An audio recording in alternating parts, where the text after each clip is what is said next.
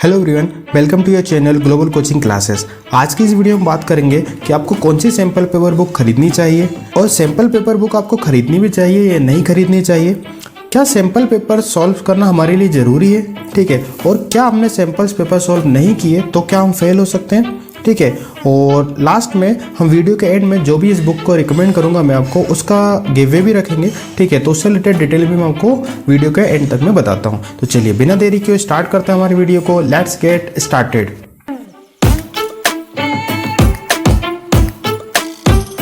तो सबसे पहले देखते हैं हमारा पहला पॉइंट।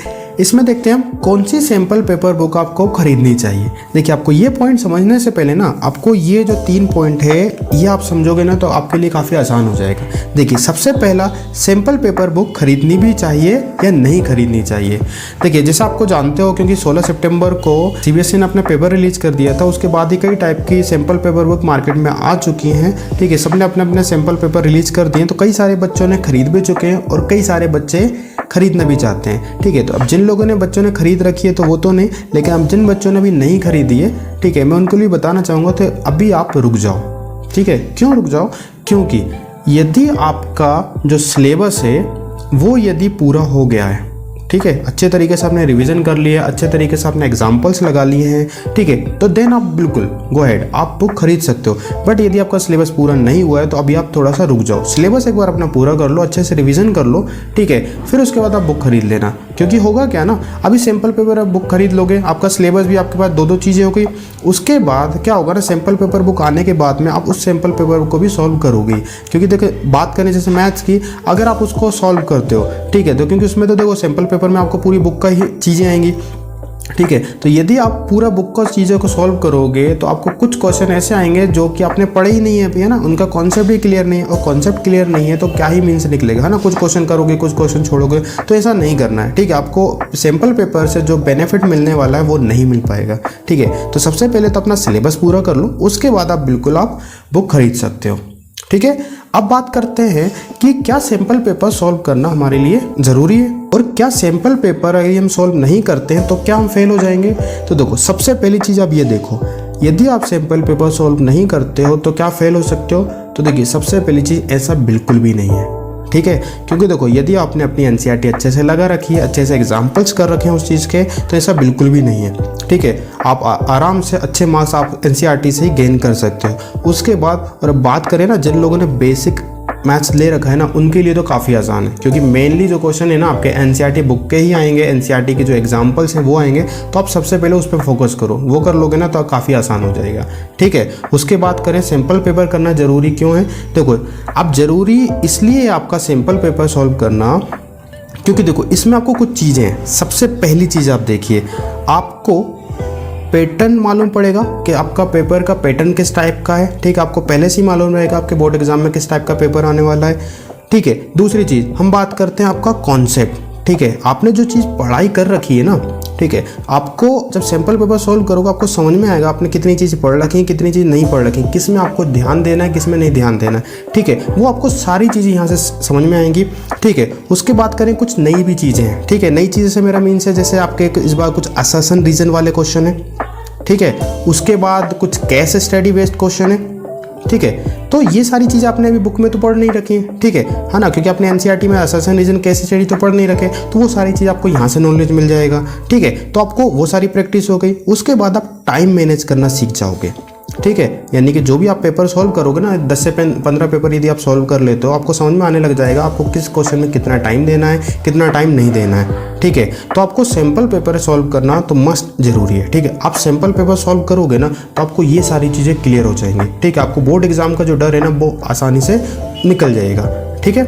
अब बात करते हैं हम जो हमारा पहले नंबर का पॉइंट था कि कौन सी सैम्पल पेपर बुक खरीदनी चाहिए। देखिए, अब ये तो हमको मालूम पड़ेगा कि सैम्पल पेपर बुक करना हमारे लिए अभी ज़रूरी है, ठीक है। अब कौन सी सैम्पल पेपर बुक करना चाहिए नहीं करना चाहिए, तो देखो आपको इसमें कुछ पॉइंट्स देखने रहेंगे। जैसे बात करें कि आपका जो सैम्पल पेपर है वो न्यू पैटर्न जो अभी सीबीएसई ने पेपर रिलीज़ किया था उस पर बेस्ड है या नहीं, ठीक है, वो आपको ये मस्त देखना है। ठीक है, कोई भी पुराना पेपर सॉल्व नहीं करना है। ठीक है, उसमें कुछ टॉपर्स की जो कॉपीज़ होती हैं वो दे रखी कि नहीं दे रखी हैं। देखो इस पॉइंट को मैंने ऑलरेडी एक बुक परचेस कर रखी है, उसी बुक को मैं आपको रिकमेंड भी करने वाला हूँ। उसमें आपको समझाता हूँ तो ज़्यादा अच्छे तरीके से आपको समझ में आएगा।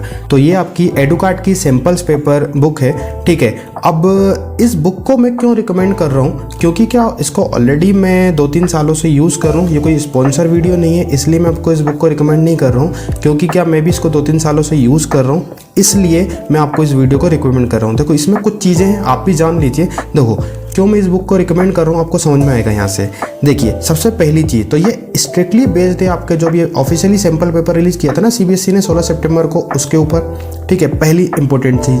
दूसरी चीज़, इसमें आपको क्या मिल जाएगा ना, सेक्शन वाइज टॉपर के आंसर्स मिल जाएंगे। ठीक है, जिससे आपको समझ में आएगा कि आपको एग्जाम में लिखना कैसे है, क्योंकि बहुत सारे बच्चों को चीज़ें आती तो हैं, है ना, चीज़ें मालूम भी है, बट उनको एग्जाम में लिखना कैसे है वो चीज़ें नहीं आती, इस वजह से वो मार्क्स गेन नहीं कर पाते हैं। ठीक है, तो ये आपके लिए काफ़ी हेल्पफुल होने वाला है। उसके बाद हम बात करते हैं इसमें आपको क्या दे रखा है, टॉपर टिप्स दे रखी है। ठीक है, तो वो आपके लिए काफ़ी ज़रूरी है। टाइम मैनेजमेंट दे रखा है, आपको किस क्वेश्चन में कितना टाइम देना चाहिए वो सारी चीज़ दे रखी है।